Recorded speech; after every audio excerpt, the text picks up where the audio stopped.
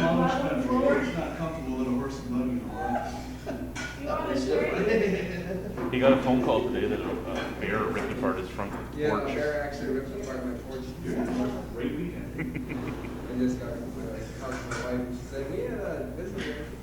A bear? A bear, yeah. You think that would mostly have to be in there? Where in Pennsylvania? Oh. Here. This is just so much here. Got it. Oh, yes, yes. Oh, yes. Oh, okay. No problem. Thanks. Thank you. Alrighty. Food. Grab yourself a plate of food. Here, I'll bring it over. So we've got 3 types of sliders, all made in our kitchens.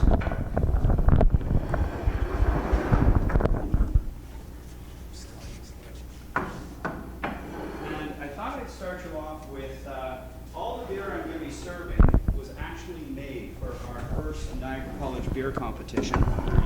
This is an idea we had. I know you heard last year. The students have always had to make a final special project beer, but until this year, they just had to make the beer, you know, and it didn't matter what they made. You know, they could make anything they wanted, and it didn't really matter what kind of job they did on it. John was going to taste it as long as it was close to the calculations. I passed, yay. This year we thought it would be interesting if the students had to place the beer, their project beer, into a beer competition. And then we started thinking, we said, well, how many beer competitions are there around? And how do we know it's a sanctioned competition? I mean, you know, beer competition, yeah, me and my 5 buddies, you know, sort of thing, had a beer competition. So we started thinking, and they actually learn how to do beer judging as one of their sensory evaluation courses. So we thought, well, duh, I mean, we'll have the beer competition. The students won't be able to judge the classes of beer, the categories of beer that their beers are in, but they're qualified judges to judge the other categories. So as long as they're not judging their own beer sort of thing, then it's all blind judging anyway. So we held a competition, and then we had another one of those other brainstorms. Why don't we open it up to all brewers? All home brewers is what we originally said. We'll let all the local home brewing clubs know. And then we had another light bulb went off, and it was getting pretty bright in the room by now. We said, why don't we open it up to professional brewers too, right? And then so the students can see, you know, how their beer really stacks up to the beer that is being produced by the professionals. So the result was that we ended up with a beer competition that was totally open. We had over 115 entries from home brewers, from brewmaster students, and from professional brewers. 15 different categories. So I'm going to let you try a few of the beers that the students entered into the competition. So these would be the final thesis beers, as I call them. These are the beers that the second year students made as their final beer before leaving the college that they entered into the competition. So now they just came out of the fridge, so the style, some of the styles, it may be a little bit cold. And somebody took my beer glasses, so I'm going to be serving them. Don't hate me for this. I'm going to be serving them in wine glasses. No, we have had hour-long conversations over the silliness on glasses. That'll be the next, Chad's next vlog, right? Will be the Oh, effect. it's been done several times. Okay. You can't drink that out of a shaker, sir. No sense.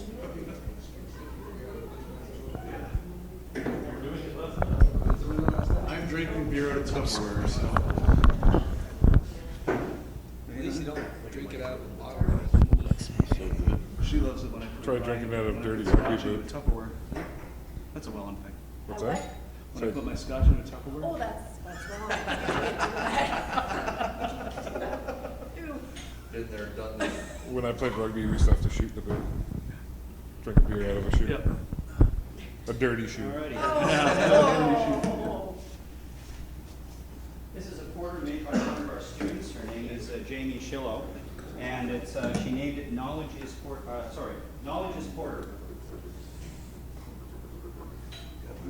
Those look good. Oh, it smells good too. It does. We gotta put some of these lights in your table, John.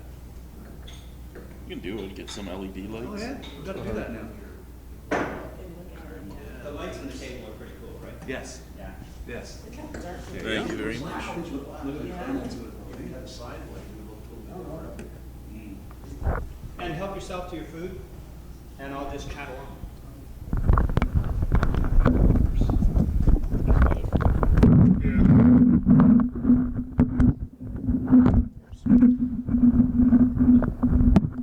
I believe this won first place in the porter category. That's exceptional. This did win first place. As a matter of fact, she won 2 first place medals. It's 5.5% alcohol, so a little on the high side for a porter, but I think that she really pulls it off. Yeah, but that's dangerous. Yeah. Oh, this is good. We sell this in the store. If it's, I will go over, if anybody's interested in buying it, I'll go over to the store, and if they don't have it in the front, I'll go into the back We'll and just find have it. to double check what was in the box that John made us. 'Cause he threw a bunch of stuff in a box too. But yeah, I love this. Oh, yeah. Yeah. This is So- something the Nova Scotia guys have to drink tonight when they get here. Jamie also made a home brew. So she made, some of the students were not just content to put in their project brews, they also did a home brew on their home brew systems.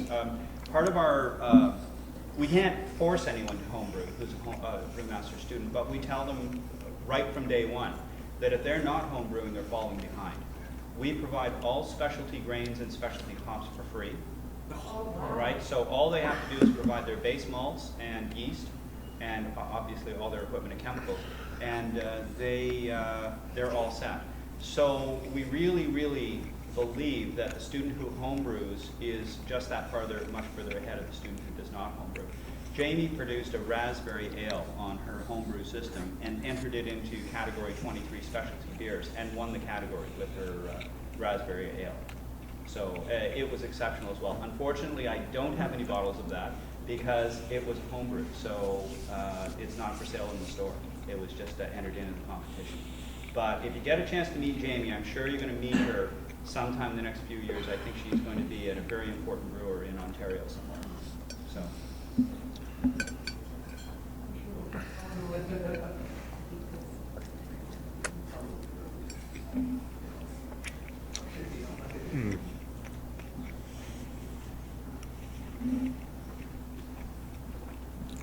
Some of you may know Nate Ferguson by any chance? No? Yes, Chad, have you met Nate?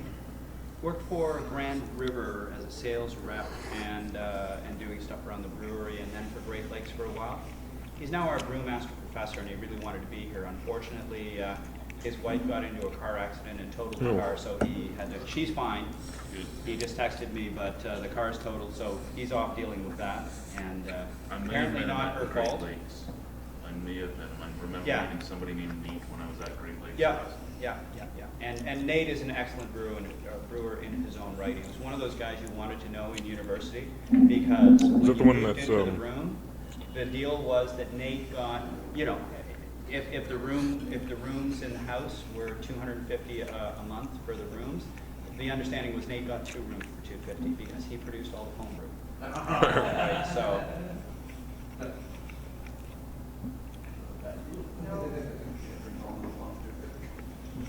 So let's see if I missed anything.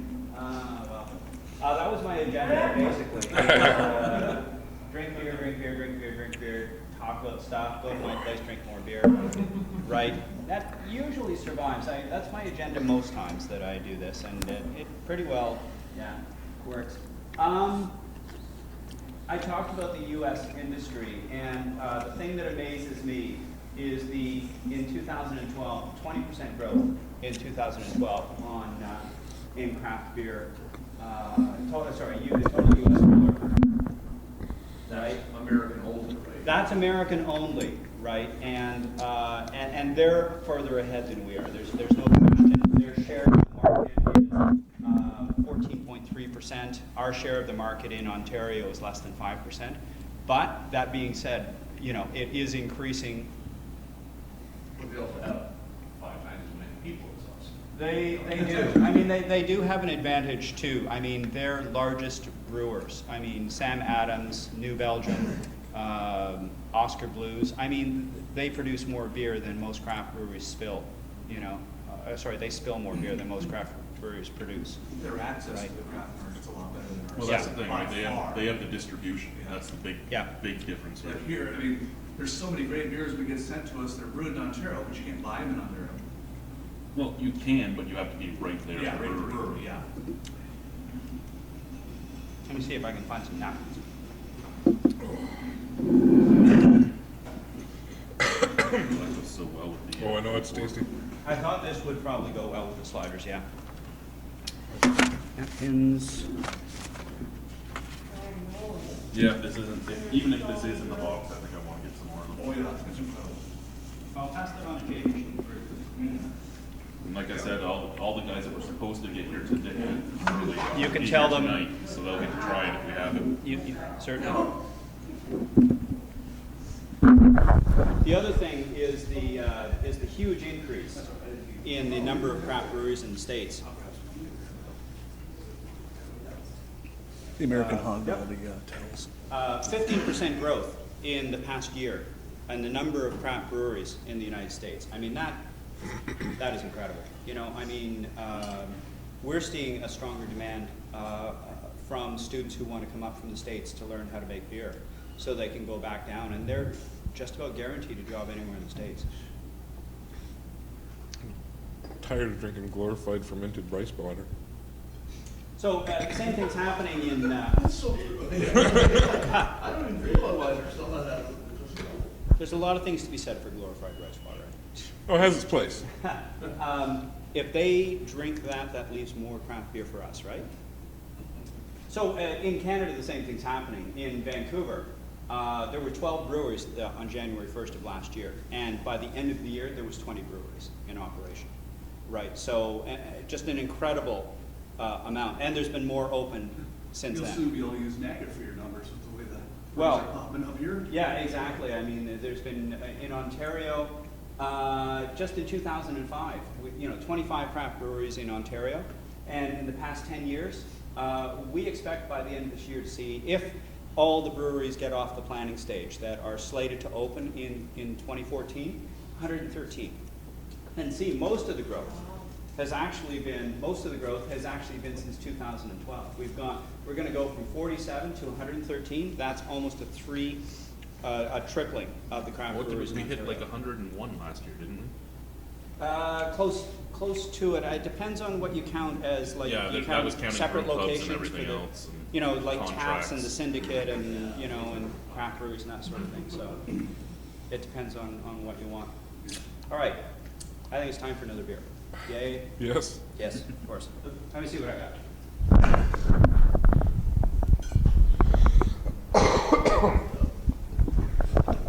God damn, these are tasty. I think the actual burger was my favorite of the three. No, I like the chicken, sesame chicken. The sesame chicken was really good from Virgil. Some of the food was Got a beer here by a student named Graham McMullen. He actually works at Nickelbrook part-time. And he made an American Pale Ale. American style IPA, actually. And Isn't he the guy we just met last time we were there? He's also the guy that won the ESP contest Oh, okay. that we did, the blind tasting of the ESPs.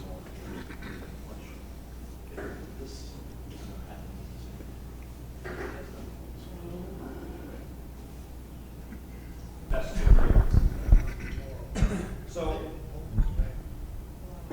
what we decided is that the beers with the top 3 scores.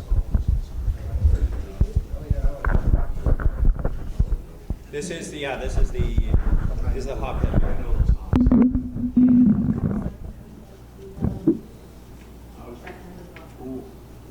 So a little bit of fish.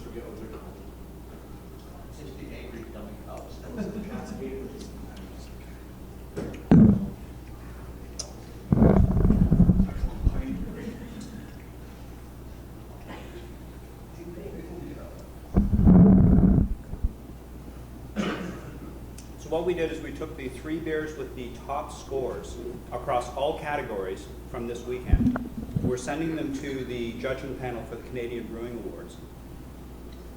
On May 31st, they will announce the beer that they decided was the best beer, and that student wins a $3,500 scholarship. So this is one of the beers that is being that is up for that award, right? One of the 3 beers. So Graham is holding his breath for the next 6 weeks. The announcement will be made at the CBAs on May 31st. So you can imagine how he feels for the next study, especially for a student. What are the other 2 beers doing? The other 2 beers are, unfortunately, I don't have one of them.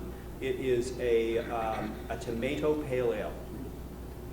It was entered into the fruit and vegetable category, and fruit and vegetable flavored category. It got a very high score. I tasted it. It's actually an excellent interpretation of the pale ale style with tomato juice. It tastes like a tomato pale ale.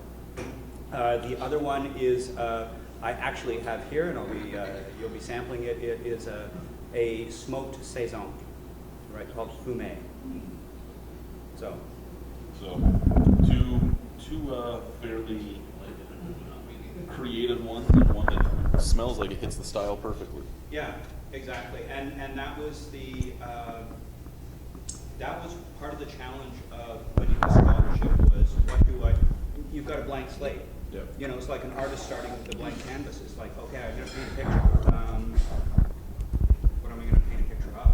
So with the brewmaster student, it's not only in past years, what kind of beer am I going to make, but what is the kind of beer I'm going to make, and what are my best chances of getting a good judging score on it? What category should I enter it into? What style should I try and emulate? So you've got 3 different things here. Christine entered her fume, her smoked saison, into the smoked and barrel-aged beer category. Graham just went for the straight IPA, right, and tried to do the American style IPA category.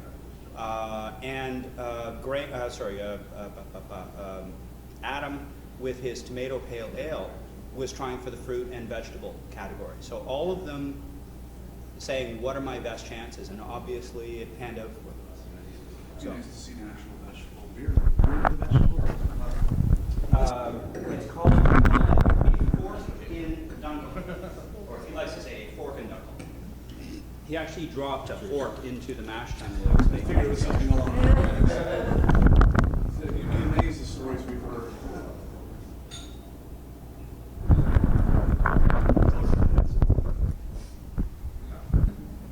So again, he's trying to hit the Dunkel mark.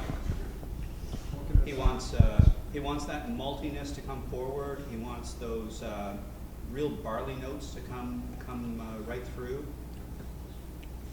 Slight taste of caramel and chocolate in there. It's in there.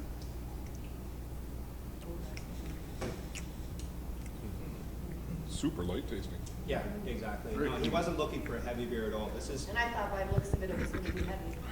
yeah, he's trying for the Dunkel, and Dunkel is should be a lighter style. I mean, it should be a thirst quencher, but it's still got enough flavor that. It's complex enough for a thirst quencher. Yeah. It's very different. Yeah, you know, so it's not normally what you think of as a lawnmower beer, but you can see, you know, that this would be very pleasant on a summer afternoon. Oh, definitely. Yeah. So, again, I mean, I tasted it. I thought, wow, that's. It's nice.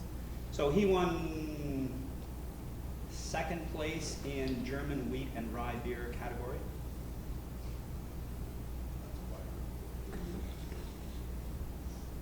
So, It is very refreshing. Yeah. yeah. Very One of those things that would be a scary beer because you could drink a couple bottles Oh, of yeah, it, yeah. stand up, You'd and be fall in rough down. shape, yeah. Especially when they're in the big bombers. What's the percentage of this? This is 4%. So yeah, this is definitely a sessionable beer. Yeah. The color's a little light, but And Beer on its own. and that's probably why it came in second place. It was probably just lacking a little bit in the color. I mean, as a beer, It's awesome, man. there's lots of times where we'll review a beer and we'll give it 2 marks. We'll say stylistically it's this, but as a beer, It's over. Yeah. This is nice. or it's better as a beer than it is in its style. It's just amazing. They have students that are putting this in, otherwise you can't make anything worth drinking. So this is just a quick map, and actually I just found out that we've got a couple of others. This That's is okay. the breweries in Golden Horseshoe that actually employ our graduates, or that have been started for our graduates. For instance, Left Field was started by Mark Murphy. He's was from our first graduating class in 2012. We have to add Camerons. They've just hired one of our graduates from this year's. Adam? I believe so. Yeah, yeah. And brothers, we just got the press release on that. That's Asa. Oh, two brothers, Yeah, the twin brothers. Asa, one went to the brewmaster program to learn how to make the other beer, one took business. and the other one, Colton, took business over at Brock. So the business administration, which I mean, I'm going, that's amazing. So this has been their plan all along. Yeah, actually their opening is, I know you guys are probably busy tomorrow, but they are having kind of an opening kind of event just over in Pelham. Oh, sorry, I thought the newspaper said it was on Saturday, because that's why I wasn't. Oh, sorry, Saturday. I keep thinking this is Friday because there's no classes. Because I thought if we need to go to, but it was right in the middle of our event. Yeah, so there was yeah, really yeah, no yeah. I know you guys are probably really busy, so that's too bad. I saw it in the paper, and it was like, well, I definitely would have gone if Yeah. I wasn't busy. Yeah, yeah, yeah. But like Font Hill, I mean, how close is that? Yeah. So that's just in the Golden Horseshoe, and I probably left a few out. And then if you take those ones and then start adding all of the places that we've got graduates in Ontario, and we've got somebody in Montreal. And then if you take that, so most of them in Ontario, but we also have somebody in PEI, St. John's, Halifax, Vancouver, and how's this for a dream job? He works at Turk's Head Brewery in Turks and Caicos, right? And it's just he saw this want ad, he applied for it, they flew him down there, interviewed him, said you've got 2 weeks to get your stuff in order because you're starting in 2 weeks. So he flies back to Toronto, sells all his stuff, all his brewing stuff, and flies down to Turks and Caicos, and now sends us pictures of him standing in the surf wearing a pair of shorts. You know? So I mean, absolutely fantastic job, and he's the brewer. I mean, he just produces beer and produces beer and produces And beer. Tracy said you had somebody at Garrison. Yes, we do. Kelly Robertson. She actually joined the I program. heard about her. It's been surprising how many there have been, and actually what surprises me is that we haven't had more, because when you consider the number of women brewers in the GTA, you know, it is something that we're seeing more and more of. This year's class, I believe they're out of the 23 graduates, I think there was 6 women, right? So just under a quarter, or just over a quarter. Our cousin's one of the co-founders of the Beer for Boobs. Right, yeah, and something that we contribute to each year, yeah. So, but Kelly, Kelly won Home Brewer of the Year. Garrison held a home brewing contest. She actually won that before she started here. It was on Tracy's, So- it was on Tracy's post. Oh, was it? Yeah, Because Tracy didn't do very well. yeah, and That's the one that used to work for Brewmaster, Black she Oak? didn't do well at all in the home brew department. and actually Kelly was part of the initial Beer for Boobs that was held at Barvolo in 2012. Yeah, we met her that year. Right, She was yeah. working at Black Oak. Right. And in Montreal, the brewer who's working in Montreal at Brasseur du Monde is Jennifer Nadwadny, who is another of our graduates. So yeah, I mean, we're starting to spread out. There's a number of Americans in there too, but I didn't find out. She ended up at Garrison because of our cousin, Tracy. Oh, okay. All right, cool. Oh, and we just sent somebody to South Korea. It's going to be brewing in South Korea, so yeah. Yeah. So as I was saying before, it's exciting times with the brewery and that sort of thing. So, all right, get to drink more beer. Oh, shit. All right. We don't. Oh, yeah? The SJ40 challenge. Yeah. Tennis is important. Tennis is important.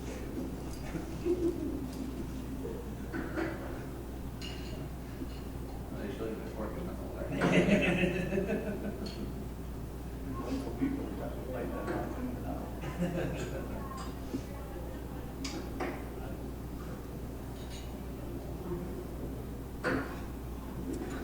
For those poor guys whose truck broke down in Nova Scotia, you get pretty. You know, it's been an evil vehicle week. Oh, yeah. Because Jason's van broke twice. Then his car died. So this is a bottle conditioned saison. The smoke saison I was telling you about. This is where we should pick up to go away for a while.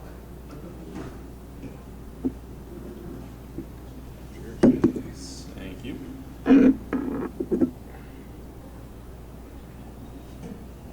That's so amazing. When you first start discovering that beer, you see hazy, you think there's something wrong. And now it's like you Yeah. want it all the time. It's like, why isn't it hazy? Why is it so clear? Oh, I know, and now it's like, oh, it's gonna have flavor.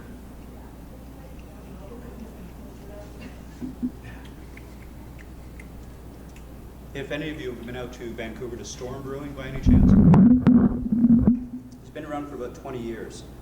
And he made all his own equipment, right? And he doesn't bottle anything. He only makes kegs for licensed sales. And he has never filtered. Amazing, amazing beers. We, when Chad had Dougal from Benson Gun down, and he had a bottle that was, what, 7 years old, Chad? The first release of Benson Gun, so he had it sitting at home for Right. 7 years. Yeah. So we all decided we were gonna drink it, and it was, completely full of chunks. Still tasted fine.